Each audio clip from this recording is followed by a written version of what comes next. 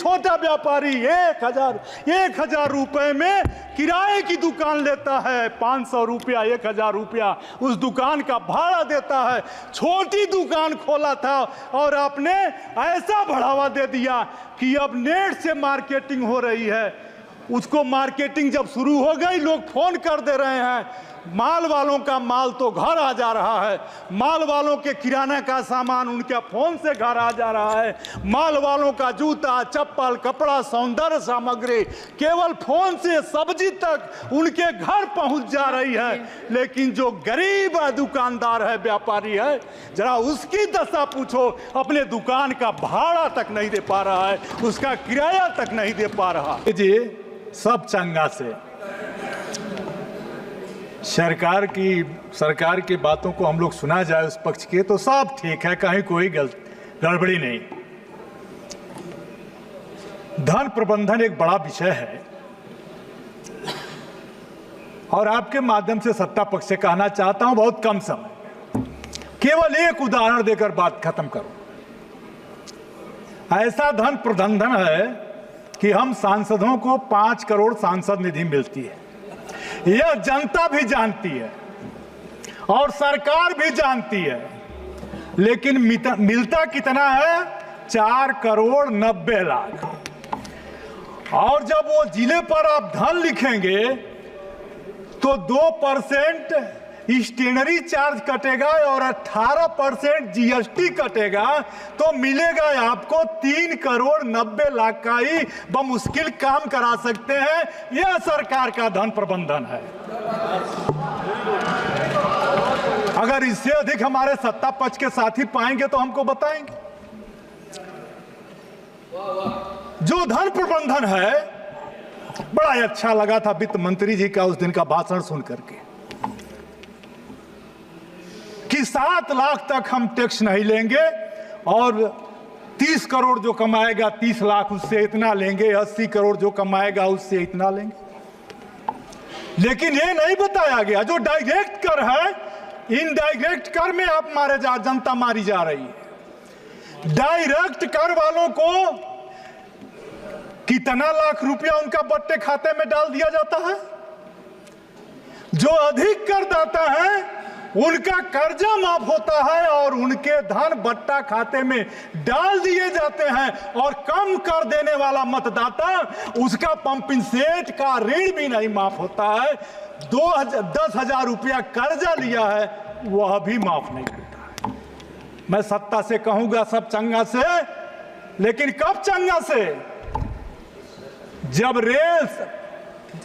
Red signal पर आपका शीशा पोंछते हुई कोई बेटी और कोई बेटा न मिले।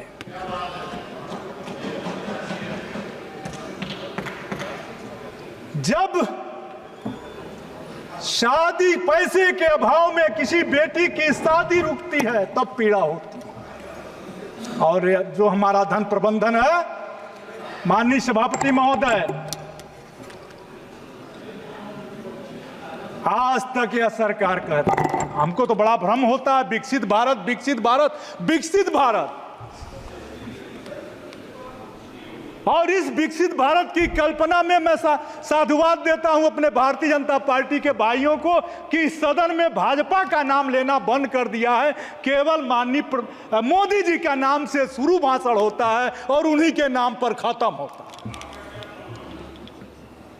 लेकिन विकसित भारत में आप देखा, थाने का चौकीदार आज भी 400 रुपया रोज नहीं पाता।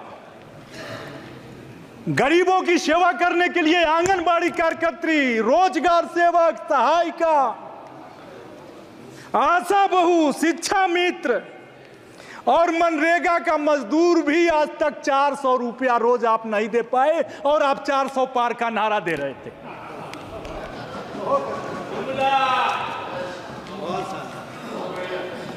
आपने बड़ा शौचालय बनाया,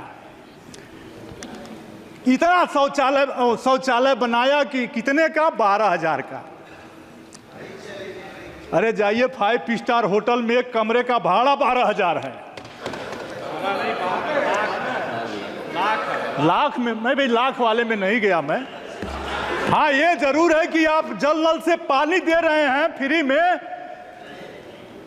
तो छाती पीटा जा रहा है। लेकिन यह भी तो देखें कि 1000 रुपया 1 लीटर पानी और 50 रुपये में 1 लीटर दूध मिल रहा है। मैं आपसे अदब और तमीज से कहना चाहता हूं माननीय सभापति महोदय, टैक्स, इनडायरेक्ट टैक्स किस तरह से आता है? सभी सांसद हमारे बैठे हैं और सरकार के लोग भी अगर बड़ी गाड़ियों से न जा रहे हों तो हर शहरों में लेबर बाजार लग रहा और वहां 400, 500, 1000 लेबर। और कोरोना के बाद जो आपने की व्यवस्थाओं से हजारों किलोमीटर लोग पैदल चले। ट्रेन हमारी थी लेकिन लोगों को पैदल चलना पड़ा, मरे, सारे रोजगार बंद हुए। और वह लोग जो लेबर हैं वो काम के अभाव में इतने महंगे सीमेंट छड़ मालिक घर बनाना बंद कर दिए। और जो ही वो भी जाते हैं, जान लेना शाम को शराब पर आप सबसे अधिक टैक्स लेते हो और वो लेबर भी शराब पीकर आपको टैक्स देता है और कर प्रबंधन में, धन प्रबंधन में आपकी मदद करता है। लेकिन आपने उसके बच्चे के पढ़ने के जब इंतजाम का समय आया तो उस पर आप जीएसटी लगाते हो कॉपी और किताब में। इन्वेस्ट की बात होती है, मैं समय नहीं लूंगा, मेरे दल के दूसरे साथी को बोलना होगा। इन्वेस्ट के नाम पर उत्तर प्रदेश में जब से सरकार बनी है, करीब 7 वर्ष से, रोज इन्वेस्टर बुलाए जाते हैं कि आएंगे, इन्वेस्ट करेंगे और हमारा विकास होगा, हमारा धन बढ़ेगा। लेकिन इन्वेस्ट पर कितने करोड़ रुपया खर्चा हुए? जितने करोड़ रुपया खर्चा हुए उतने का भी निवेश हमारे प्रदेश में नहीं हुआ। आप निवेश ठीक करेंगे नहीं, आप उधार देंगे, उधार लेंगे नहीं, आप अगली बाजार को देखेंगे नहीं। आपने माल संस्कृति ला दी। आप भूल गए कि छोटा व्यापारी 1000 रुपए में किराए की दुकान लेता है, 500 रुपया 1000 रुपया उस दुकान का भाड़ा देता है। छोटी दुकान खोला था और आपने ऐसा बढ़ावा दे दिया कि अब नेट से मार्केटिंग हो रही है।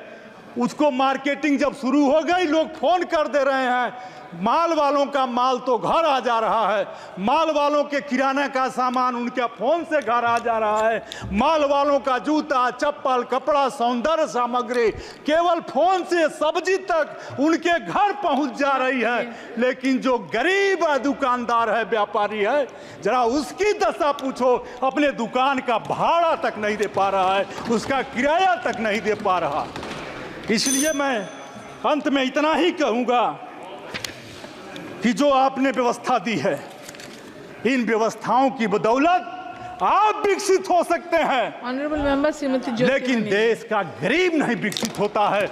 और जब तक देश की झोंपड़ी नहीं विकसित होती है, में आवास आप बना रहे हैं, बनेगा 1 लाख रुपए में, 1,20,000 में आवास। हाँ बोल दिया, मैंने बोला उसको, नहीं बैठ कर